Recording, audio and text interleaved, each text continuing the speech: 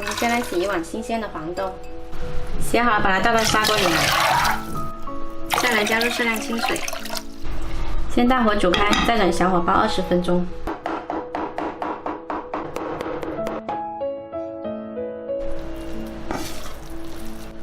剁好了肉末放在一个大一点的碗里，然后我们来把浸泡好的瑶柱给它撕碎，撕碎了之后把它放到肉末里面，接下来加入1勺淀粉，还有少许食用油，然后把肉搅打上劲。这里我就不加盐了，因为这个瑶柱呢它本身比较咸。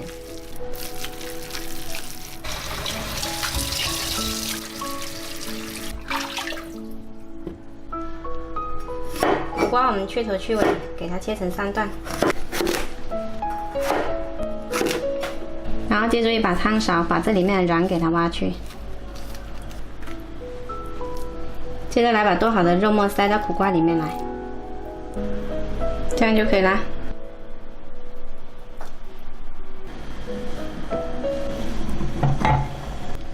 苦瓜酿好了，就给它放到这个砂锅里面来。放的时候要调小火，防止这个肉脱落。等苦瓜开始煮开的时候呢，我们给它调中小火，慢煲30分钟。我们再来洗一些提前浸泡好的潮汕咸菜，浸泡完了就不咸了。将苦瓜放下来煲了有30分钟啦，现在我们可以把咸菜放进来，咸菜加进来再煮5分钟。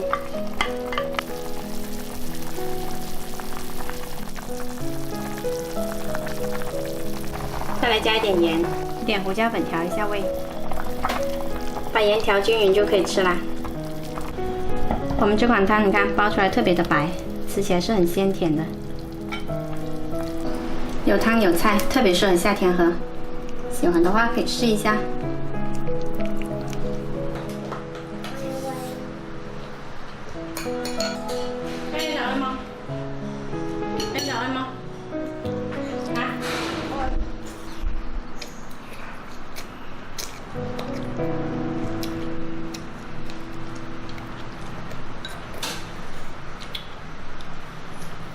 我没办法喝。